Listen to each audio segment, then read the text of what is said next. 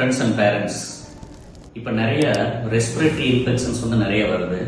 So எல்லாத்தோட ஒரே question என்னன்னா, சார் நெபுலைசேஷன் வைக்கலாமா, வீட்டில் நெபுலைசர் வைக்கலாமா அப்படிங்கிறது வந்து நிறைய கேட்குறாங்க. ஸோ நாங்கள் மெடிக்கல் ஃபீல்டு வந்து என்ன ரெக்கமெண்ட் பண்ணுறோம்னா, வீட்டில் கண்டிப்பாக நெபுலைசேஷன் வைக்கக்கூடாது. ஸோ யூஸ்வலி பார்த்தீங்கன்னா வீசிங் அண்ட் ஆஸ்துமா எதாக இருந்தாலும் மைல்டாக இருக்கும், மாடரேட்டாக இருக்கும், ரொம்ப சிவியராக இருக்கும். இப்போ நிறைய பேர் வந்து வீட்டில் நெபுலைசர் வாங்கி வச்சுட்டு வீட்லேயே நெபுலைசர் பண்ணுவாங்க. ஸோ அதில் என்ன டிஸ்அட்வான்டேஜ்னா, இந்த ட்ரை ஏர், அதில் மெஷினில் வச்சிருக்கிற ட்ரை ஏர் வச்சு ரூம் ஏரில் வச்சு நெபுலைஸ் பண்ணுறப்போ நம்ம பல்மனரி லங்ஸோட பிராங்கஸ் வந்து ஆல்ரெடி சுருக்கமாக இருக்கும். இது வெறும் ட்ரை ஏர் வச்சு நெபுலைஸ் பண்ணுறப்போ வந்து எச்சா சுருக்கமாகியும் ஸோ ஹைபாக்சியா போயிடுவாங்க. ஸோ எகைன் வந்து அவங்களுக்கு வந்து பிராங்கோ கன்ஸ்ட்ரிக்ஷன் அந்த மாதிரி ஆயிடுவாங்க. ஸோ அதனால பெட்டர் வீட்டில் வச்சு நெபுலைசர் பண்ணக்கூடாது.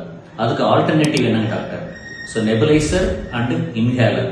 இன்ஹேலர் அப்படிங்கிறது வந்து இந்த சேஃபான எக்யூப்மெண்ட்ஸ், அது நீங்கள் வீட்டில் யூஸ் பண்ணிக்கலாம். ஒரு நாளைக்கு 3 times or 4 times கூட இன்ஹேலர் எடுத்துக்கலாம். ஸோ எங்களோட அட்வைஸ் வந்து நெபுலைசேஷன் வந்து வீட்டில் பண்ணக்கூடாது. It's very dangerous.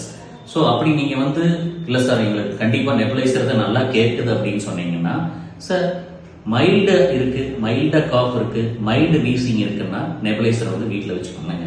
ஆனால் ஏசச் வந்து ஹாஸ்பிட்டல் செட்டப்பில் ஆக்சிஜன் வச்சு பண்ணுறது தான் குழந்தைகளுக்கு நல்லது, பெரியவங்களுக்கு நல்லது. ஸோ அதனால நெபுலைசேஷன் வந்து கண்டிப்பாக ஹாஸ்பிட்டல் வச்சு பண்ணுங்க. உங்களுக்கு வேணும்னா வீட்டில் வந்து இன்ஹேலர் யூஸ் பண்ணிக்கோங்க. ஸோ இது வந்து ரொம்ப ரொம்ப முக்கியம். ஓகேவா?